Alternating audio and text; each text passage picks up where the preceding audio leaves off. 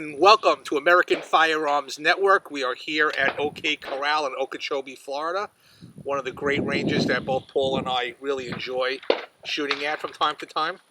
And today we have a good show for you, and it is the title De-escalation. Okay, and listen, this again sounds like a basic topic, but me and Paul have been talking about it. It's something we really feel that we wanted to get out to you guys. And the bottom line, what that means is you got to calm down, especially when you have a firearm on you. Yep. Right, Paul? It's like definitely. As responsible gun owners, Todd, the onus is on us to make sure that we be mindful of what we say and what we do, because the law is going to be kind of more harder on us. And yeah, one of the reasons why I wanted to do this show, and you wanted to do this show, because it's been a lot on the news of what's going on, of road raging and all kinds of stuff happening, especially in states where, you know, like Florida, where you don't even need a concealed carry license anymore. Exactly. So people are driving around with guns, and there's all kinds of problems that are happening from that. People getting killed from stupid arguments. You know, and you just gotta think very carefully, because a dumb argument is going to put you in jail. Of course, right? And not even in jail. A dumb argument could put you in the grave, which is more, worse than even going to jail. You're going to lose your life. And I like to tell everybody online, it's just, please, be careful, be mindful. It's not worth it. Walk away. It doesn't mean that you're any less of a man by just walking away. Walk away. Save the day. You don't need to get all bent out of shape and all upset about something. Just walk away. Yeah, I agree with you. You had a story of road rage incident, and you were able to show a lot of discipline in that situation. Drive off. What happened? Guy was just, mad because I accidentally pulled out in front of him, and I said to him I was sorry, but that wasn't enough, Todd. He started following us in his car, and he was swearing all types of language to me, and the middle finger he was putting up. I saw him in the rearview mirror, and then all of a sudden I pulled up at the traffic lights, and he was behind me still swearing, and then there was a guy on the left hand side, and he turned off to go to the left, and this guy pulled up right next to me, and he rounded his window down, and he just started yelling and screaming at me. And you know what I done? Yeah. Nothing. I just listened to it. Because you knew you had to stay calm, because you had a loaded firearm. I had a gun on me. You. Yeah, I was protecting him. Right. You were protecting him. You weren't looking for the trouble. Yeah. And you showed the discipline that, hey, I'm not going to escalate this. I don't want it to go that far. I don't want to go to jail. I want to go home to my family. Exactly. And it's not worth it. It's not worth going to jail, spending so much money on attorneys. It's not worth it. Right? And it just never ends. You have endless court dates. Oh, yeah. So it's just, you got to just stay calm. I'm going to say something that I hope I don't cause a stir. But I think sometimes police officers need to learn the art of escalation. Because I've seen a lot of YouTube clips where the officer has provoked certain issues. And I got to be honest with you. I think certain cultures you have to be mindful of. Let me give you an example. I have a friend in Jacksonville, and he's an Italian.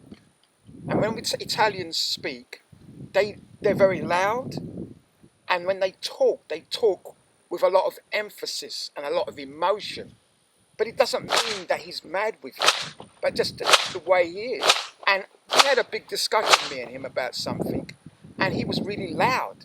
Now, where I come from, loudness is looked upon as a threat. But I had to get to know him to realize that he wasn't upset with me. It was just his way of being able to express himself. Expressed himself with emotion, and he was really highly strung. But he wasn't upset. He was just, he just enjoyed what he was talking about. But unless you know that, it's going to come off that he's aggressive. And I think there are cultures in our society that do have that. And you have to be able, as a police officer, to see that, be able to sit back and work with it.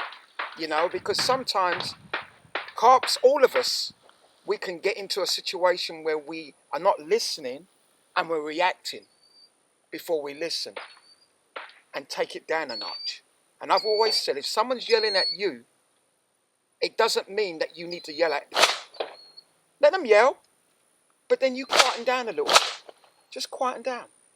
I'm sorry, sir. I didn't mean to cut you up. I'm very sorry. 9 times out of 10, it's going to work. Okay?